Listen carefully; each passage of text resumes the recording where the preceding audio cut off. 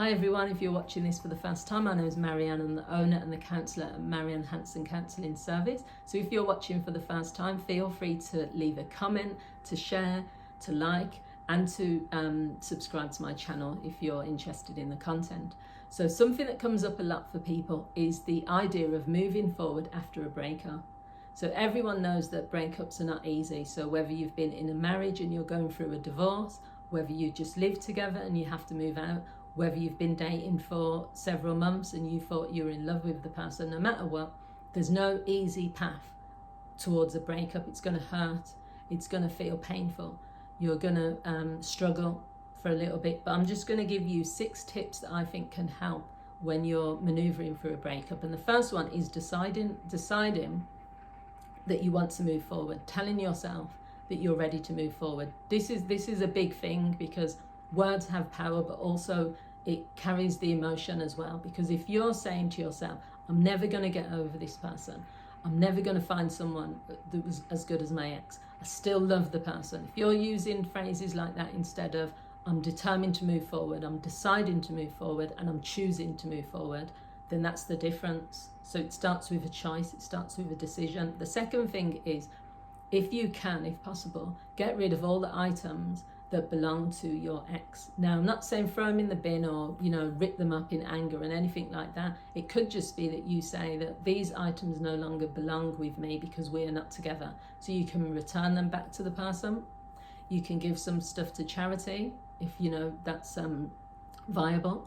You can put things in a box. You might not be ready to give them away. You might just put them in a box and put them in the attic. But the important thing is that having things that tie you to the past, and that you're constantly reminded of your ex and then you're reminiscing over, for many people that just leaves you feeling worse.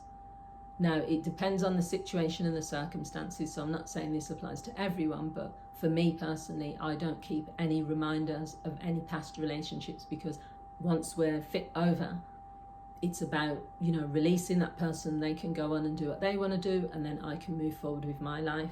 So that's something to consider. The third one is to visualize and imagine what moving forward looks like. Sometimes people don't even have an image in their mind of what it looks like to be in another relationship. It doesn't mean you're saying you're going to get into another relationship. It means you're saying that in your mind, you can visualize yourself being with another partner someday.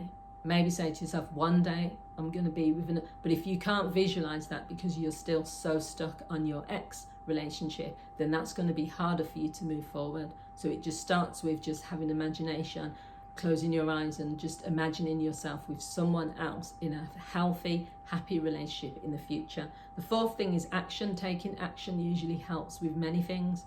So whether that is journaling every day about how you feel, whether it's spending time with your friends and talking about the breakup, whether it's joining a new group and starting a new activity or hobby to distract yourself, whether it's moving out of the area so that if you feel that you're reminded of the person too much, whether it's changing, mutual friends that you have together and saying to yourself, I'm not ready yet to face this person, so I'm not going to attend these parties. Action is just something that you have control over. And the fifth thing is to make a decision whether you still want to be on social media. For some people, they do not want to, it's not about blocking someone, but for some people, they just don't want to unfriend or unfollow that person. I know many people that are following their exes, or that they are still friends on Facebook. If it works for you and you've got those sorts of boundaries, then fine. But for many people, it doesn't work. For lots of people, they're feeling quite triggered when they see that person with another person. When they see them on holiday, they're saying, oh, why didn't we go there? Why are they now with this person? Why are they getting engaged? So it's up to you. You have to decide what's more important. Do you want to just maintain being friends with this person on social media, or is it easier for you to make a clean break, both of you? And the final thing is rewiring. So I've made videos on this channel about rewiring your brain to do with anything really. What we feed our brain and how we rewire our brain is based on how we talk to ourselves and the thoughts that we have and what we do with those thoughts. So rewiring when it comes to a breakup means that you can either continue to be in the past, you can continue to be thinking about your ex, you can continue to be guided by emotion. I still feel love. You can feel love for a person but still move forward. You can still have feelings about someone, but know that you're not going to get back together with them, so you're creating a new life for yourself. So rewiring starts with doing things like that, you know, by saying to yourself, that is the past, you know, even by having positive feelings towards a person, you know, it doesn't have to be negative, but it still means that they're not at the forefront of your mind, so you're trying to move forward. So I hope you found this video useful. If you have, as I've said, feel free to share it with others, leave a comment, let me know what you think. Thanks for watching. Bye.